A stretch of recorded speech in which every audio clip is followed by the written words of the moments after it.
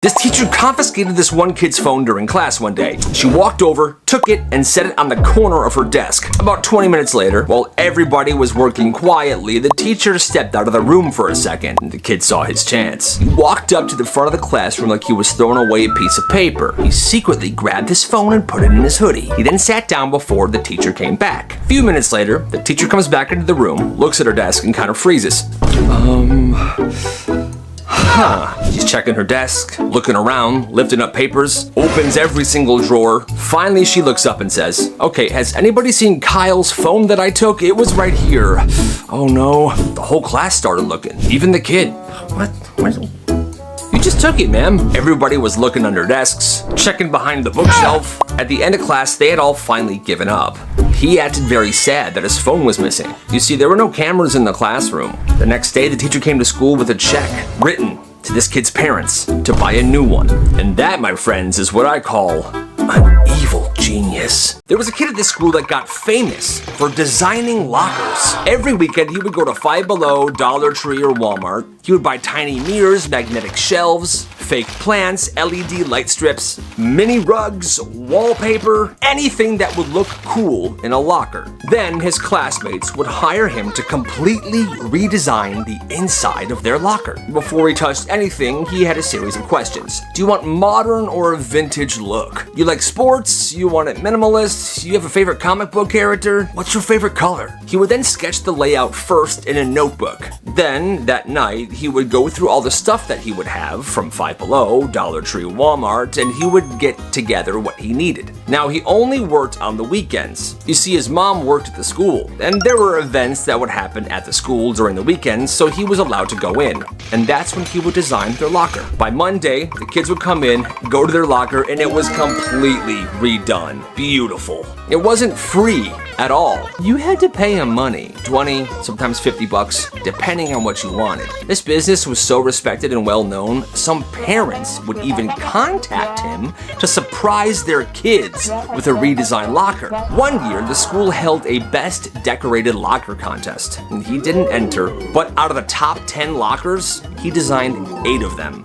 What a legend! You gotta respect the hustle. This kid's dad owned a self-storage facility. Those places that have tons of those storage units that look like garages. Well, one summer, this kid asks his dad, "Dad, can I please use one of the storage units as a hangout place for my friends?" His dad said, "Okay, son, you can use 1 unit." So every Saturday, this kid would go, unlock the unit, and he would bring a bunch of stuff there. Him and his friends dragged in an old couch, a TV, a mini fridge, a folding table, a carpet. They had an extension cord. They were playing Xbox. At first, it was just 4 of them. This is awesome, right, guys? Then somebody else. Pretty soon, every afternoon, there was like 20 middle schoolers hanging out at this storage unit. It was like the world's smallest clubhouse, but it was awesome. There were rules. There was snacks and drinks in the fridge. Their very own secret headquarters. The funniest part, all these kids' parents thought they were just hanging out at somebody's house. This went on for the entire summer. Then one afternoon, one of these kids' moms has her pick him up at this place. She gets there and she's like, "This isn't somebody's house."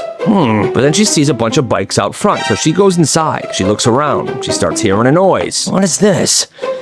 She knocks on the unit door where the noise is coming from. They open it, and she sees like 15 guys playing Xbox inside. What's going on here? Oh no! And instead of being a cool mom, she was super mad. Threatened to call the police. Threatened to expose this kid's dad. And after that, it was shut down. And all I know is, that mom sucks. This kid would fight with his sister every day about who got to use the TV remote. They only had one television, and whoever had the remote in their possession would control what everyone watched. One afternoon, this kid grabbed it and switched on his favorite show. But he turned off the show his sister had been watching. Hey, that's not fair. Yeah, it's fair enough. She climbed across the couch. She grabbed his wrist, and they started wrestling for the remote. The mom yelled from the kitchen, "If I have to come in there, nobody's watching TV for the rest of the week." They froze for about 3 seconds. Then they continued fighting. His sister finally snapped. She ripped the remote out of his hands and smacked him in the face. It didn't really hurt at first, but then it stung. He walked to the bathroom, looked at himself in the mirror, and that's when he saw it. Oh my God. There was a perfect rectangular mark on his face, and inside the rectangle, backwards, but completely readable, it said, "Made in China. Oh, God. Their mom took one look at it and knew exactly what happened. Both of the kids were grounded from TV for the rest of the week. But that mark remained on his face for a long time. He was walking around looking like he'd been manufactured overseas.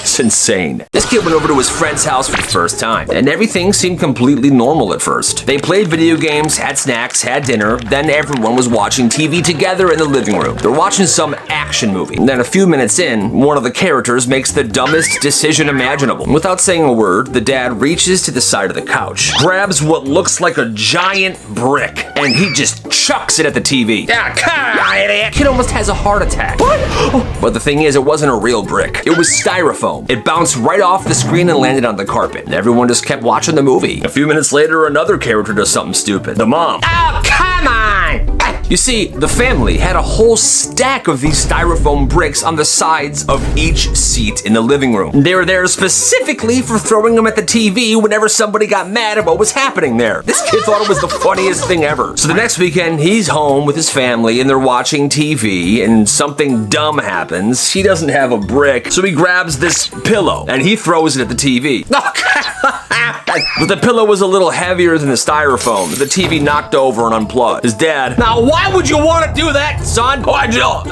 He just said sorry. He said it was too much work to explain himself, but he did say he loved going over to that friend's house. This kid was very quiet in school, so the bully thought he would be an easy target. On one Monday, the bully put a fake spider on this kid's notebook, expecting him to freak out. He's gonna freak out. But the kid sat down, saw it, and got excited instead. Oh, cool, a spider! Oh man, it's fake! On Wednesday, the bully put a bunch of paper shreddings in this kid's locker, expecting him to get mad that it was so inconvenient. This'll be so inconvenient for him. But no, he started playing in it with his friends. Oh, come on guys! Look at this! It's raining paper! On Thursday, the bully dumped a bucket of water on him. Oh, thank you so much, man. It's a hot one today. After that, the bully just stood there. He didn't know what to do anymore. He turned around, walked away, and he never messed with that kid again, because no matter what he did, the kid had the time of his life. This kid got invited to his friend's house for the first time. As soon as they finished lunch, his friend yelled, "Hey mom, we're going outside!" And then the mom walked over, carrying 2 black ankle straps with a lock on them and a box attached to each. She buckled one around her son's ankle, and then the other one around the visiting kid's ankle. The kid immediately asked, what's this? And the mom just pointed towards the backyard.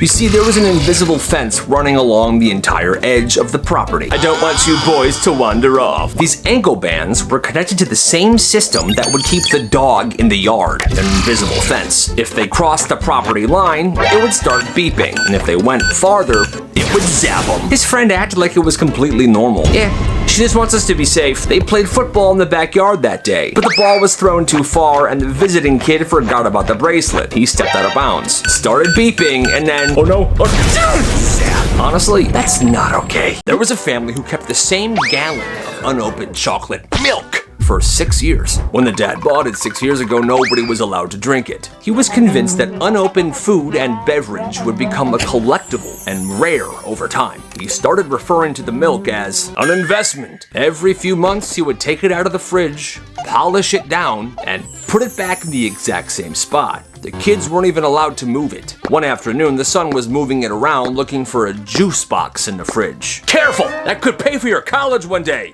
Sure it will, Dad. Sure it will. He's insane. They all thought their dad was insane, but the dad kept researching old food online, on eBay, and kept showing the family. See, look, this unopened bag of chips sold for $2 grand last year. Yeah, Dad, that's chips. You're saving milk. Eventually, he bought a tiny refrigerator just to keep this gallon of milk in, and he put a lock on it. The family begged him to throw it away every single day, but he wouldn't. By the end of year 6, this gallon of milk was getting swollen.